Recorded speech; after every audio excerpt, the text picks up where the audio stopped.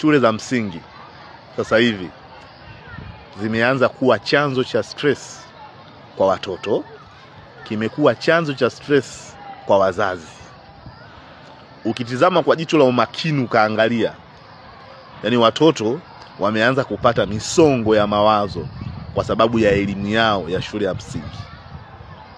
Kuna mambo tunawarundikia, kuna spidi tunawapeleka kwa ajili ya A na B, kuna namna tunawabana, na hao ni shule ya msingi. Tunazungumzia watoto ambao wako kwenye hatua ya utoto. Wazazi nao uchungu ada zao, pressure wanazopewa na walimu, kulinganisha watoto, basi inakuwa vurugu mechi. Yani shule imeanza kuwa chanzo cha stress katika taifa. Watoto wana misongo ya mawazo, wazazi wana misongo ya mawazo. Tunabidi tuchukue hatua. Tunaona kawaida, lakini inabidi tuchukue hatua. Hasa katika shule za msingi, tuangalie namna gani tunawapunguzia stress hawa watoto.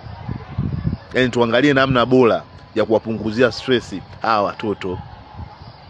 Na siwezi kuwalaumu walimu, kwa sababu walimu wanapokea maelekezo, wanatii mamlaka, lakini kuna namna hawa watoto tunaanza kuwapa stress, hasa shule ya msingi, isiyokuwa na tija kabisa. Sio kwa ubaya, ila wewe jaribu tu kutazama. Wakati wewe unasoma, sasa hivi mtoto anasoma ndani ya familia, pressure ikoje?